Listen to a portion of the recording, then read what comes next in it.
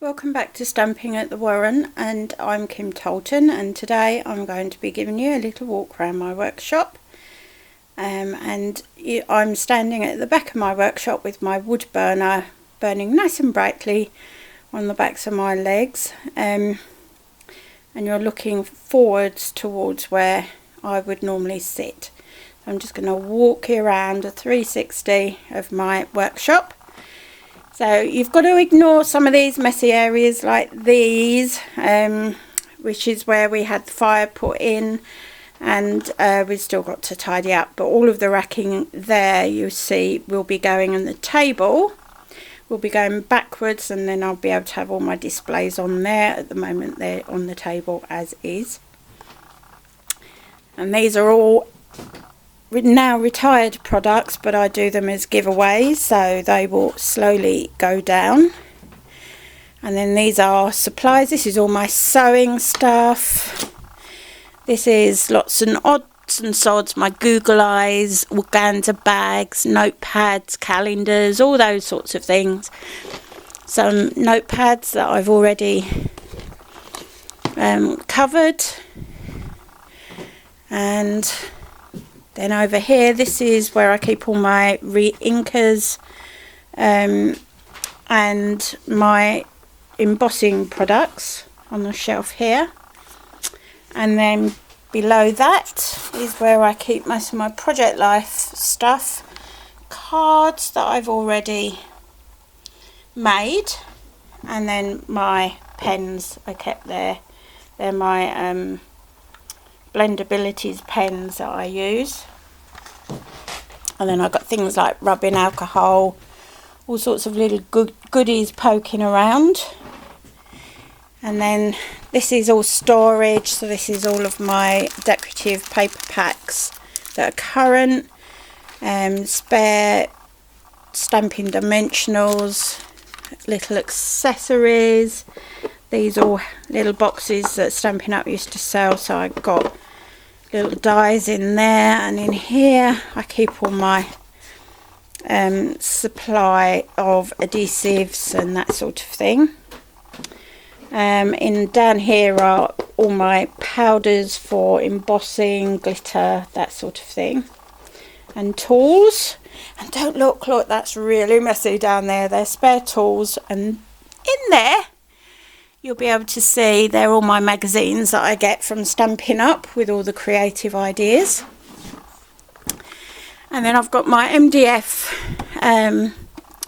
paper drawers or shelves, so I keep all of my cardstock in colour collections.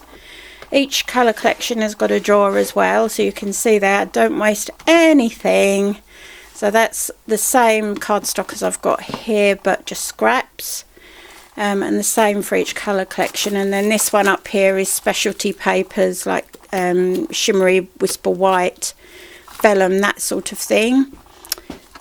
And here in my trays are all they're all the colour collections, so the 12 by 12 papers, the main colour collections, and then there's some specialty papers and things like that in there as well as a bleed over. These are retired dies here, and retired textured embossing folders there. And these are non-Stampin' Up things. And then these are all my current, so just walking backwards now.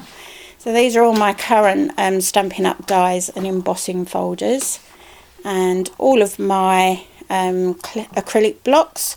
What I do is I use the lid of the box here, turn it over, and I can stand all of my acrylic blocks in there.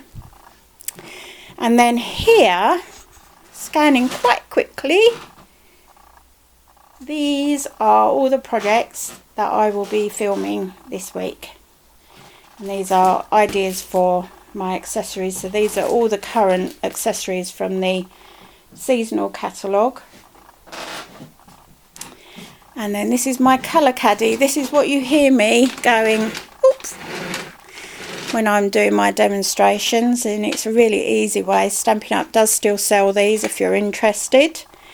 and they're a great way of storing, because all the ink pads are then stored so that the actual sponge is upside down, so the ink is always in contact with the surface of the ink pad. Behind me here you'll see my stamp sets, and these are all the current catalogue stamp sets, and I could just keep them on video racks. Peeking through the corner here are my glazes, fixatives, glue sticks, glue pens, tools, electric tools, all of those kinds of bits. And then we move on to all my punches, which are here on the shelf, and you can see they can be stored this way. If you've got a traditional shelf, they can be stored that way, so you can see what you're looking at, whichever. And the photo frame on the back there, I'm intending to do bits of work to go in there. And then I've got a few ribbon racks, which used to be in my sewing room, and then decided that I could make better use of them out here. Another rack here, and these are all my markers. Loads of bits and pieces there. And my guinea pig and rabbit up there were from my daughter, because I breed and show guinea pigs and rabbits.